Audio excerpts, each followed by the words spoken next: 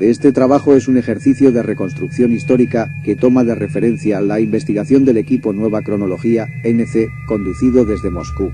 En general, este trabajo valida los métodos de datación realizados por la NC, si bien incorpora nuevos actores y plantea hipótesis complementarias a la reconstrucción realizada.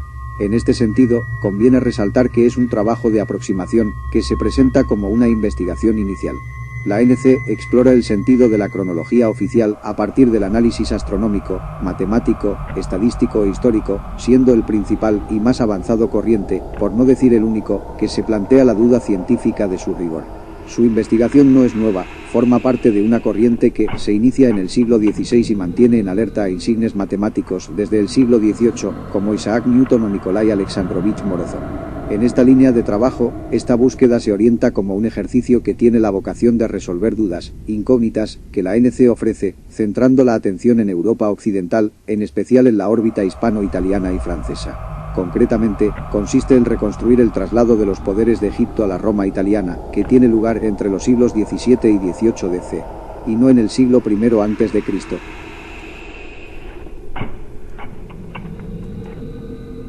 La NC establece que desde Egipto se planifica un imperio que tiene su máximo esplendor entre los siglos XIV y XVI y que a mediados del siglo XVII implosiona, dando pie a una fragmentación de poderes que provoca una reconstrucción global de la historia que los legitima. En este proceso, los otomanos ocupan Tierra Santa y nuevos poderes se reestructuran en Europa occidental, iniciando así la etapa colonial. En este sentido, resaltar que la colonización europea, tal y como la conocemos, no empieza en 1492, sino cerca de 2 siglos después. Antes existe una relación fluida en todo el imperio, también entre Europa y América, en un proceso de esplendor de las civilizaciones americanas. Por estas evidencias y otras pruebas, la NC determina que tanto el Papa de Roma como el Sacro Imperio Romano de la nación hermana no aparecen hasta la segunda mitad del siglo XVII, y que más adelante crean su falso pasado. Por lo tanto, explorar el traslado de poderes en Europa implica explorar el cómo y el porqué de estas invenciones.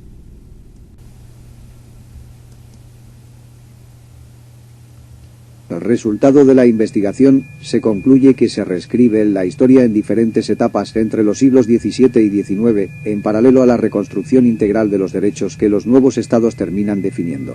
La máxima reconstrucción, sin embargo, acontece en el siglo XVIII, coincidiendo con la aparición de las academias de historia tuteladas por la Iglesia y las estructuras de Estado. La historia oficial, de acuerdo con la investigación realizada, se habría adulterado entonces, creando un pasado a medida de todos, donde una de sus técnicas habría sido alterar el orden de los hechos y la cronología estructural manteniendo, sin embargo, un orden oculto.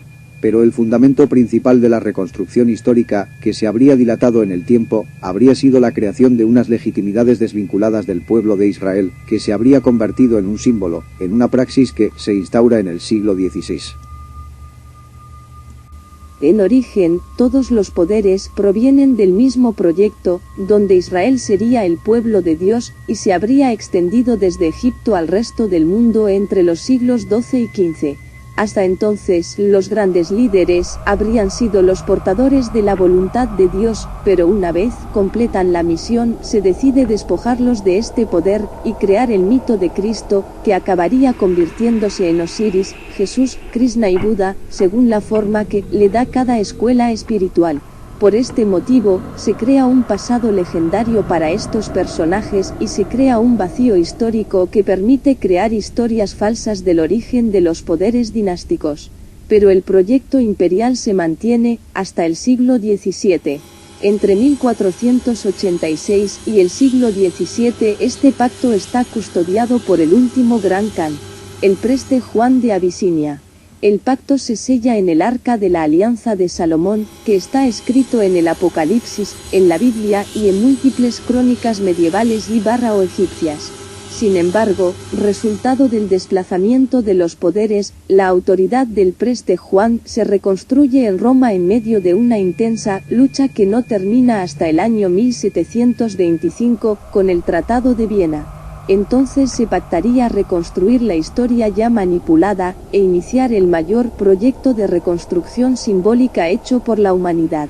Uno de los resultados sería la edificación del Vaticano y la aparición del Sacro Imperio Romano de la nación germánica, o hermana. La autoridad original del Papa de Roma, pues, habría sido la del Gran Khan. Siguiendo este planteamiento, la ambición del Papa de Roma y su desautorización aparecen alrededor del siglo XVIII y no en el siglo XVI. Los hechos se habrían manipulado cronológicamente. A medida que este proyecto avanza, se decide reescribir los 2 siglos anteriores y crear un pasado intermedio para justificar el orden fragmentado, dotándolo de autoridad temporal. En esta época el mundo tiende a crear múltiples cosmovisiones, a militarizar y en imponer un imperialismo económico a escala global, mientras reconstruye su pasado. Resultado de este intenso proceso, entre los siglos XVIII y XIX la historia global diseñada y dilatada se impone, junto con el reconocimiento de los diferentes imperios dominantes, pero a medida que el proyecto fracasa acelera la colonización europea del mundo. Debido a la ausencia de una autoridad principal, la competencia ocupa su lugar y, como colofón, se produce la ruptura definitiva entre el Islam, el cristianismo y el judaísmo. El proyecto de Napoleón habría sido el último intento para recomponer el imperio original, sin éxito. Las 2 guerras mundiales y la Guerra Fría del siglo XX son reflejos recientes de esta historia. La hipótesis de exploración de la ANC que aquí se propone es sencilla, así como clara y comprensible, si se comprende el proceso de creación, manipulación y reconstrucción del relato histórico, manipulando el orden de los hechos y creando un escenario cronológico dilatado en su totalidad. Se basa en mostrar cómo, entre el año del martirio de Cristo, que sería el año 0, como en el antiguo calendario de Alejandría, que se basa en el martirio de Alejandro Magno, fechado antiguamente el 312 AC, y 1185 DC. Año en que, según la ANC, tiene lugar el martirio real, hay 2 saltos cronológicos. En primer lugar, un salto de 1000 años, tal y como se indica explícitamente en el relato del Apocalipsis bíblico, y en segundo lugar, un salto complementario de 185 años, por razones de un cambio de poder. El primer salto sirve para crear el mito de la Pax Romana y para inmortalizar a Cristo. El segundo sirve para borrar el pasado reciente, creando uno nuevo. De este modo, se habrían escrito 185 años 2 veces, y haciéndolo se habría dejado escrita la historia oficial distorsionada, pero codificada. Resultado del trabajo, se concluye que la duplicidad es, realmente, triple, y que el relato de los 185 años se habría triplicado, hasta llenar 555 años, un número que, por otra parte, resulta significativo. Es decir, a lo largo del siglo XVIII se reescribe la historia, de forma intensiva, en un proyecto que se mantiene a lo largo del siglo XIX y también en el XX. ¿Cómo se hizo? ¿Destruyendo el pasado y suplantándole por otro? Esta es una opción, pero hay una complementaria. Se puede dejar el pasado desubicado, destruyendo o manipulando documentación, y crear un futuro. Es decir, si se quiere reescribir el pasado escrito, se puede escribir un espacio temporal nuevo, no es necesario que borrar el anterior. Por esta razón, tal y como aquí se propone, se hace un salto en el calendario de 185 años al futuro, y se reescriben los anteriores 185, manipulando mínimamente el pasado real. Esta opción es válida para la investigación de la ANC.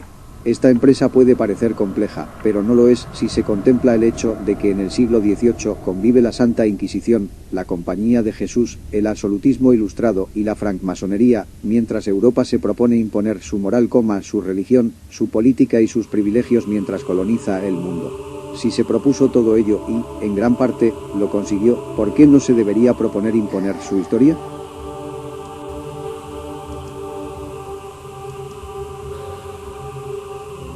La exploración principal que se propone investigar es el traslado del poder a Europa occidental entre los siglos XVII y XVIII, enmarcado en el espacio de investigación que ofrece la ANC. Concretamente, se explora el sentido del Arca de la Alianza del Apocalipsis, que la Biblia sitúa claramente poco más adelante del siglo XIII, y la evolución del símbolo de Cristo hasta la versión moderna. Por el camino está el hilo del Gran Khan, que está emparentado oficialmente con el linaje del propio Imperio Romano, los Comneno, y tiene en su conquistador de Europa el símbolo del catolicismo. El Vaticano. Batu Khan, el conquistador mongol de Europa, y fundador de la Horda rusa, puso el nombre original del Vaticano. Por esta razón resulta coherente plantear que el Papa fue, en realidad, el último gran Khan, después de haberlo sido el preste Juan, que habría custodiado el arca.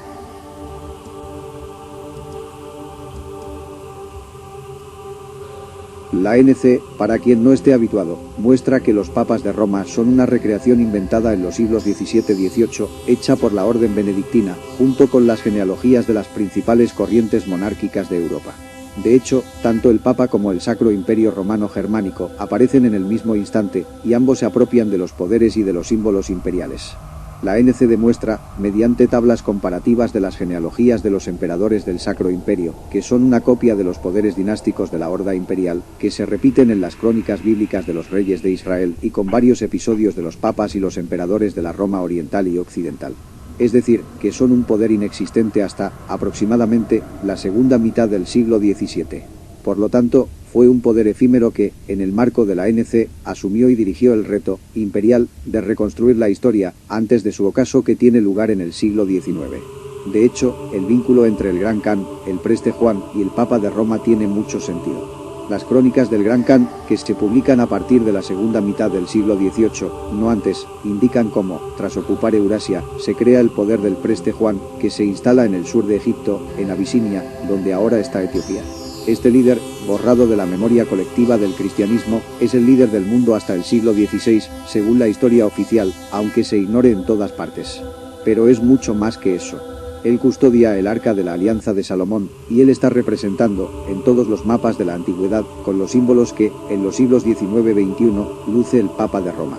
La tiara papal, con 3 coronas, y la triple cruz, que se consideran símbolos únicos del Papa, son los símbolos evidentes y contrastables del preste Juan. Incluso, los símbolos que luce el preste Juan no aparecen en Roma en ningún mapa. Actualmente, en el siglo XXI, la estirpe de los emperadores de Etiopía son los maestros de la Orden del Arca de la Alianza, honrando al rey Salomón y la reina de Saba y de Santa María de Sion.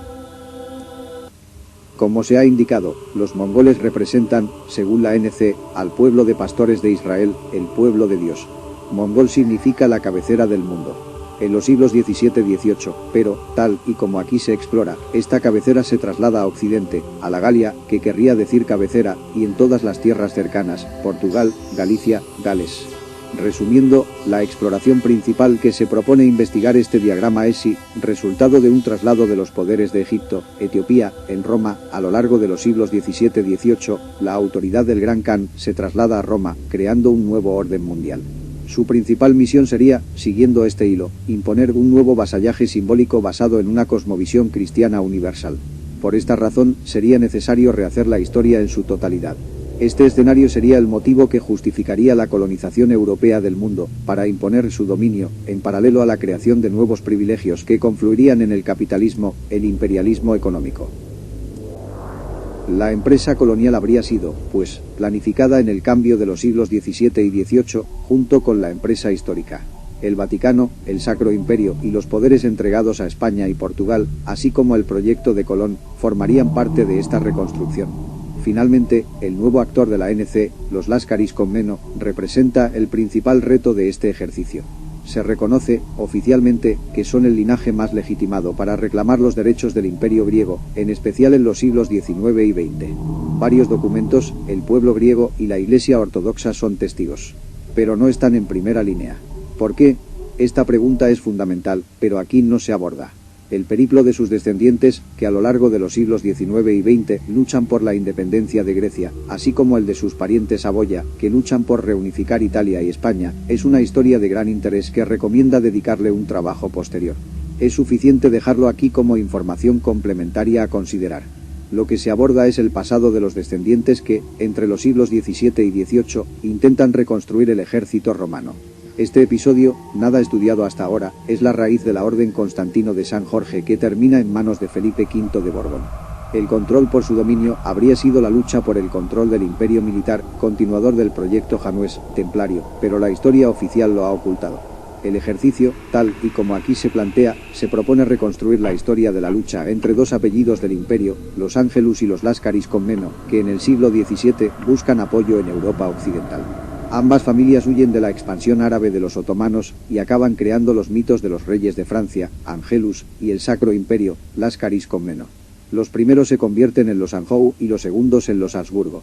Todos ellos crean diversas alianzas anteriores. En el caso de los Anjou ocupan Anglia, el germen de Inglaterra, tal y como ya ha documentado y trabajado ampliamente la NC. Estos se extenderían por Europa, compitiendo por el control de Francia, Italia e Hispania, hasta crear, artificialmente, el linaje de los Borbón. Esto sería una aportación de este ejercicio, pero el caso de los Habsburgo, como descendientes de los Comneno, en este sentido, sería la principal novedad o nuevo actor que aquí se propone incorporar.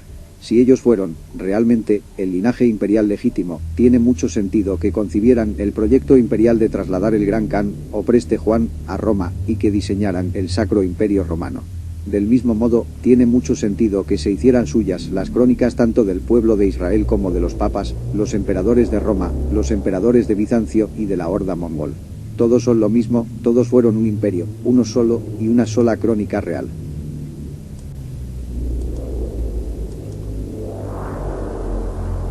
La cronología del mundo antiguo y medieval, creada finalmente en el siglo XVI DC y aceptada hoy en día, evidentemente contiene errores. Muchos científicos destacados lo han entendido y lo han discutido durante un largo periodo de tiempo. Pero parece una tarea difícil construir un nuevo concepto, no contradictorio, de la cronología. A partir de 1975, un grupo de matemáticos, principalmente de la Universidad Estatal de Moscú, trabaja en el desarrollo de este problema. Interesantes resultados han sido recibidos y publicados tanto en forma impresa en publicaciones científicas periódicas como en monografías separadas.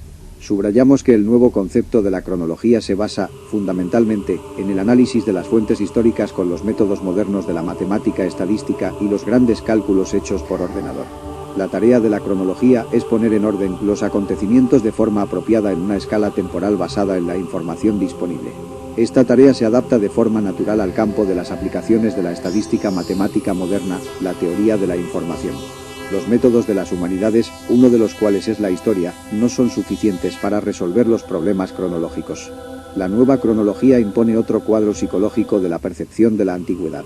Ahora, la palabra antigüedad debe ser referida a los siglos XV-XVII DC, y se refiere por lo tanto a unos acontecimientos distantes en 300-400 años. La expresión Gran Antigüedad ahora debe estar relacionada con los siglos XIII-XIV DC y la más remota antigüedad se refiere a los siglos XI-XII DC. Antes de los siglos X-XI DC es la época del silencio de los documentos escritos. Nuestro análisis de la cronología y la historia ha abierto una circunstancia sorprendente. Basándose en los métodos matemáticos aplicados por nosotros se ha comprobado que la cronología de J.J. Scaliger, y por tanto también la historia scaligeriana de la antigüedad y la Edad Media, es totalmente errónea. Asimismo, parece que la historia hasta el fin del siglo XVI ha sido falsificada conscientemente a lo largo de los siglos XVII y XVIII.